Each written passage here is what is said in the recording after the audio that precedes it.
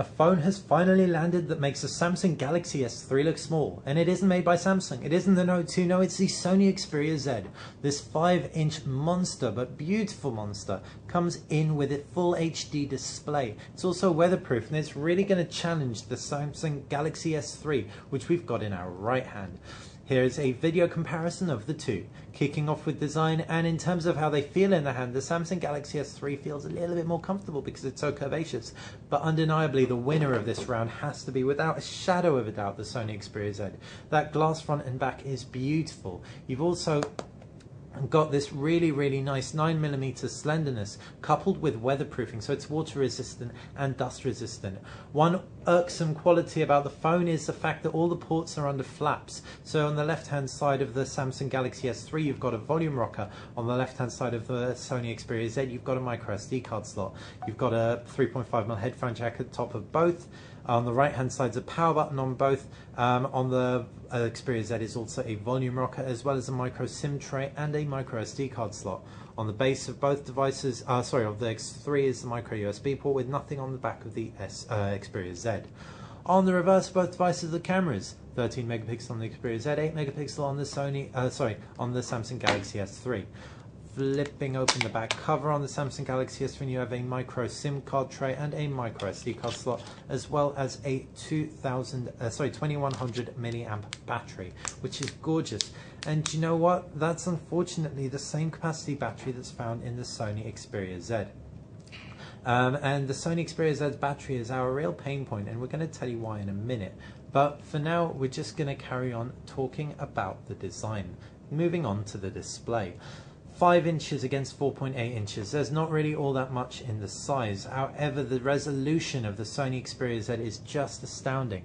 Given the fact that the Samsung Galaxy S3 uses pentile technology, it's noticeably less sharp than the Xperia Z.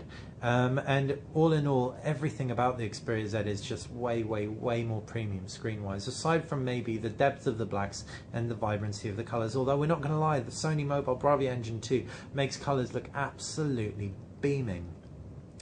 As far as other elements go, the Sony Xperia Z screen is larger, and the body isn't quite so ergonomic. There's no curvaceousness, so it is a little bit harder to reach from across far ends of the display. However, with minimal bezeling, it's a beautiful phone. All in all, both phones are pretty great in terms of screen. Moving on to the user interface, and both have Android 4.1, that's Jelly Bean. However, neither have the newest 4.2 version.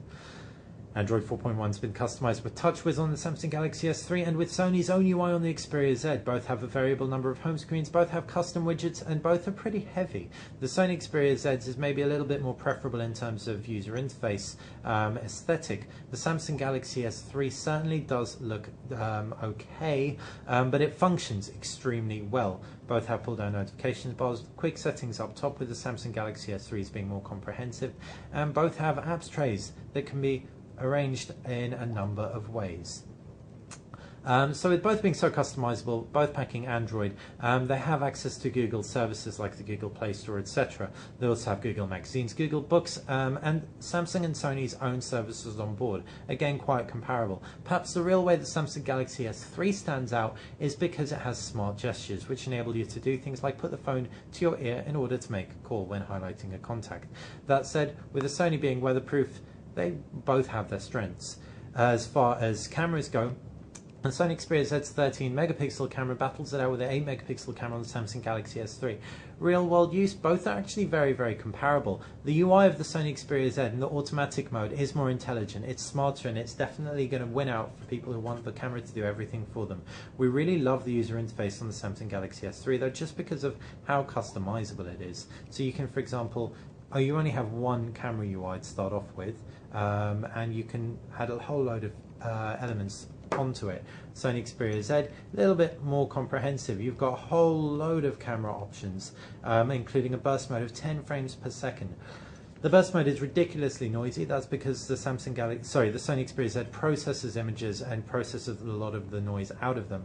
However, again, in terms of real-world use, both are fantastic camera phones. Maybe the Sony Xperia Z edging ever so slightly ahead.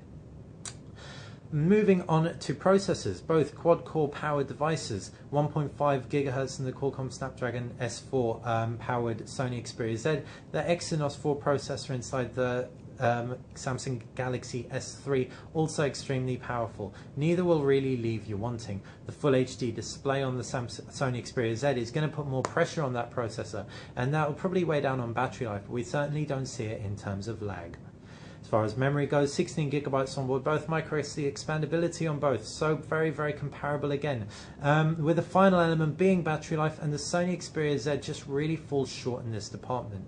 Too few milliamps mean this Full HD display saps them dry. There is a power saver mode called Sony Stamina Mode to help with this. However, unfortunately, it isn't quite enough to rival the Samsung Galaxy S3.